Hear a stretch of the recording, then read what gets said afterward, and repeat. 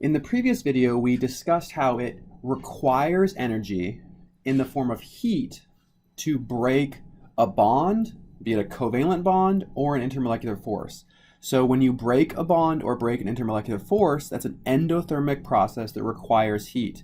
If you create a bond or you create an intermolecular force, that's an exothermic process that releases heat. Okay, so we explored this idea in terms of intermolecular forces in the previous video. In this video, we're going to think about it in terms of covalent bonding.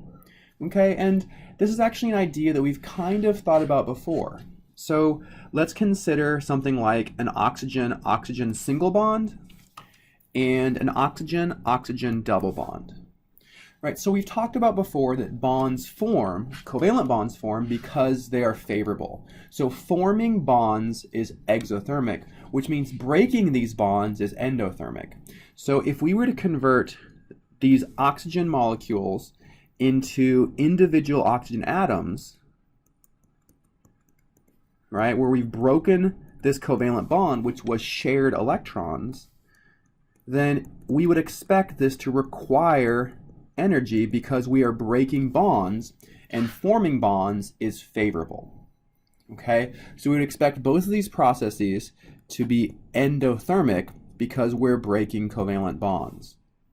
And since in this case we're actually breaking two covalent bonds, then we would expect this reaction to be more endothermic, to require more energy. Okay, and understanding this and putting values to these enthalpies is going to be really useful in helping us predict the enthalpy of a reaction. Okay, so let's see how this works. So as it turns out, there are plenty of tables of data that list out these bond enthalpies. Okay, so hopefully you can see the yellow there. So if we think about a single covalent bond, right, an OO bond, we see that this bond has a bond enthalpy of 184 or 142 kilojoules per mole. That means that for 1 mole of these bonds, it requires 142 kilojoules of heat to break. If we look at the same thing for the double bond, the value is 502. This means that it requires 502 kilojoules to break 1 mole of these bonds. So as we predicted, it is more endothermic. It requires more energy to break this double bond than it does the single bond. And notice that both of these values are positive because, and that makes sense because we know that endothermic reactions have positive enthalpies. Okay, so let's see how we can put this to work to help us understand how to calculate the enthalpy of a reaction. Okay, so let's consider a reaction here where we have water vapor plus oxygen becoming hydrogen peroxide gas. So first things first, I need to balance this. So 2 waters, 2 hydrogen peroxides. All right, so we can use bond enthalpies to actually figure out or estimate the enthalpy of a reaction. And the way that we do this is start off by drawing out our Lewis structures. So we have water, water, and oxygen. Okay, and on this side we have 2 equivalents of hydrogen peroxide.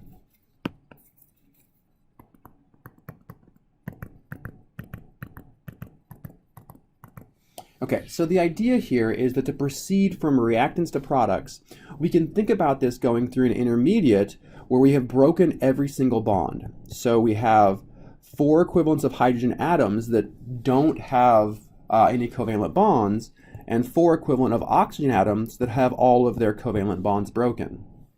And when these atoms all recombine, they recombine to form 2 molecules of hydrogen peroxide. So we basically have 2 steps here. In the first step, we are breaking every single bond that we see. So we expect this to be endothermic because we're breaking bonds. And in the second step, we're creating bonds, so we expect this to be exothermic. We are creating covalent bonds. Okay, and we can actually use the values in this table to allow us to estimate and calculate the overall enthalpy of this reaction. Okay, what we'll notice here is that I have 1, 2, 3, 4 bonds between oxygen and hydrogen. Okay, and I have a double bond between oxygen and oxygen. So I have 4 bonds of HO, and I have 1 oxygen-oxygen double bond. And from my table, I can see that the oxygen-oxygen double bond has an enthalpy of 502 kilojoules per mole, and the individual OH bonds all have enthalpies of 464 kilojoules per mole. Okay, and I have 4 of these. So if I add these up, so I'm going to take 464 times 4, because I have 4 OH bonds that get broken, and add on 502, this gives me the overall endothermic contribution to this reaction. So to go from reactants to the individual atoms that don't have any covalent bonds, the overall enthalpy of this step is equal to 23,058. So 2,358 kilojoules per mole.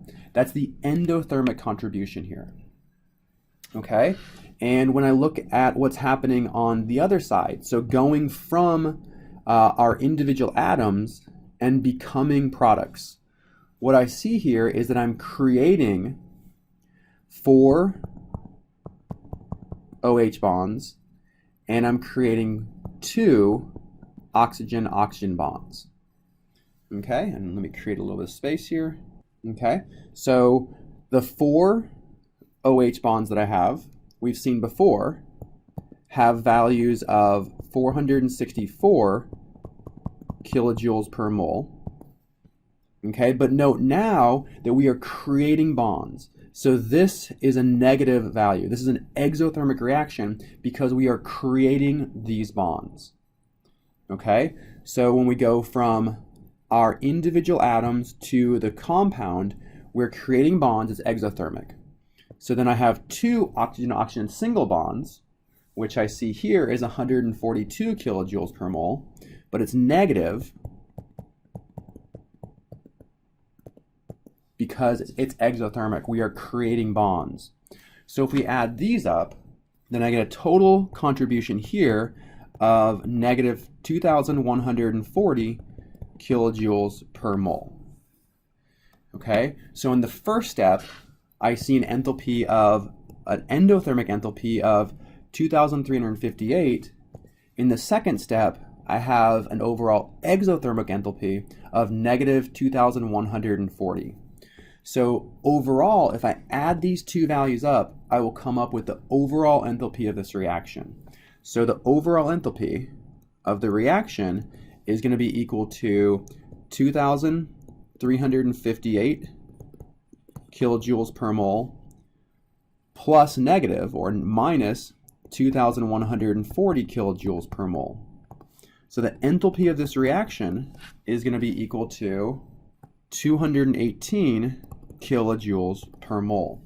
So overall, we are predicting this reaction to be endothermic, and the delta H value will be 218 kilojoules per mole. Okay, so in summary, you can calculate the enthalpy of a reaction using a table of bond enthalpies. And the idea is you add up all of the endothermic pieces, and that's breaking every bond, and add up all of the exothermic pieces, that's creating every bond, and you add those two values together, and that gives you the enthalpy of the reaction. In the next video, we're going to see one more way to calculate the enthalpy of reactions. And the really great thing about this second approach is that you can use it for delta G, delta H, and delta S.